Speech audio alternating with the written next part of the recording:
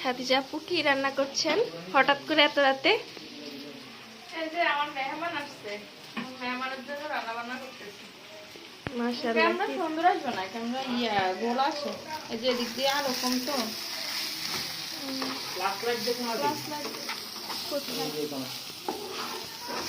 মাশাআল্লাহ সুন্দর হয়েছে কালারটা। হঠাৎ করে মেহমান আসতেছে তাই। আর কি সাথেটা কি? এটা কলের ডাল দিয়া, হ্যাঁ কলের ডাল দিয়া মুরগির মাংস দিয়ে রান্না করবো, আর ওই যে ইলিশ মাছ ভুনা করছি। যাকে ইলিশ আর কি।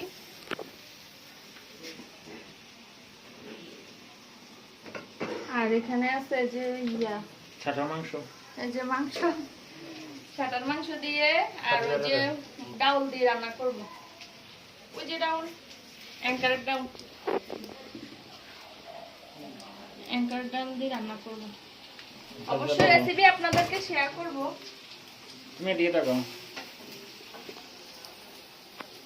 আজকে খুব কষ্ট হয়েছে। সকালে ছেলের নিয়ে স্কুলে গেছি, ওইখান থেকে করছিলাম। ছেলের আজকে অনেক খেলা হয়েছে, ছেলের প্রাইস পাস করছে আলহামদুলিল্লাহ। তো এখানে করছিলাম, তিনটা খেলা হয়েছিল। তো এখানে আজকে সারাদিন গেছে, সকাল থেকে কিছু খাইনি, কোনো খাওয়া দাওয়া করিনি। ওইখান থেকে কিরুপ দিয়ে আসছি 5টায় আইসা কোনো রকম গোসলটা করছি, কইরা মেহমান আসবে তাই বাজার করছি, বাজার করে আইসা এখন রান্না বান্না করতেছি। তো আপনাদের সাথে শেয়ার করতেছি আমি কি রান্না করতেছি না করতেছি, আপনাদের সাথে শেয়ার করতেছি। তো আপনারা সবাই পাশে থাকবেন।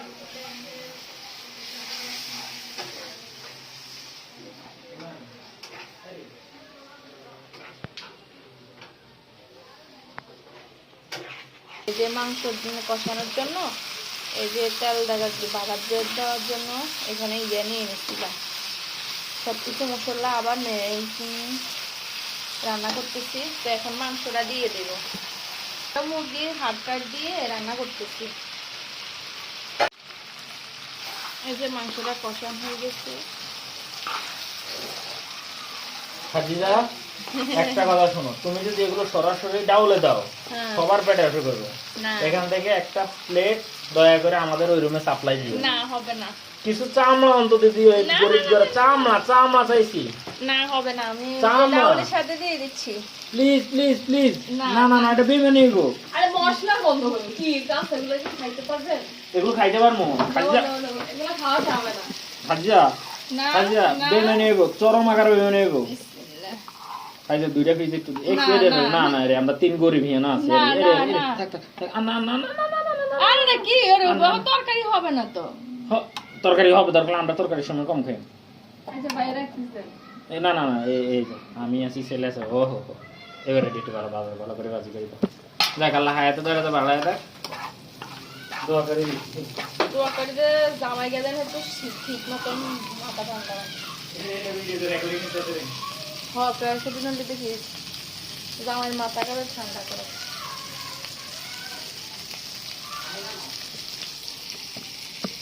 ডাউলের কালারটা দেখুন, আপনার বলো তো ডাউলের কালারটা কেমন। আর কি বলবো, তোমার রান্না প্রশংসা করতে করতে আমি ফিদা হয়ে গেছি। কবে যে আমি কপি করব তোমার রান্না। তাই হ্যাঁ, আমি কি যাও এর বেদিকে দেখি ফার্মুনি। Just wow. আপনারা কমেন্টে জানাবেন যে কেমন হয়েছে কালারটা। আসলে আমার আপু অনেক সুন্দর করে রান্না করতে পারে, তো আমরা তা পারি না। বাট হাজবেন্ডের বাড়িতে গেলে অবশ্যই পারবো, চেষ্টা করব। আমি কি আগে পাইতাম না। সেটাই তো, বাড়িতে সেটাই তো। গাইস দেখেন কত সুন্দর কালার আসছে।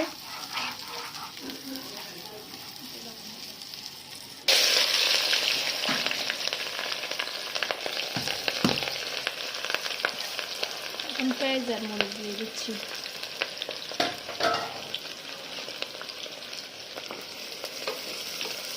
স্বাদ মতো লবণ।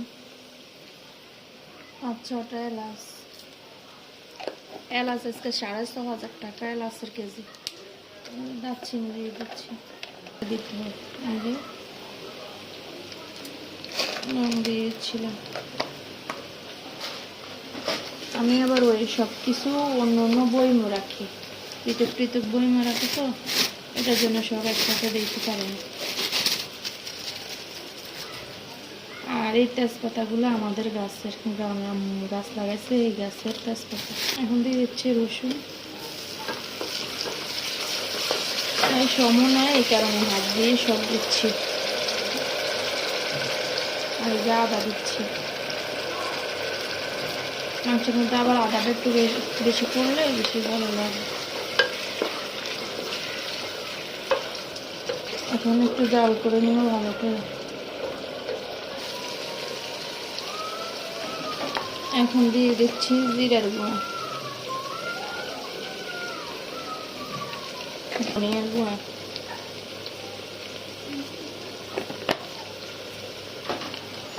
এখন দিচ্ছি হলুদের গুঁড়া।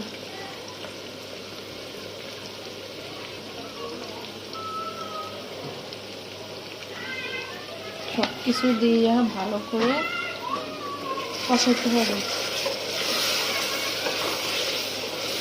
মাংসটা তো আগের থেকে আমি সিদ্ধ করে রাখছিলাম, বাপাই ওই যে পানিগুলা, কষার মাংস তো আগে করতে হয়। আর এখানে যে আগের থেকে মাংসটা করে রাখলাম, এই যে এখন মাংসটা দিয়ে দিচ্ছি।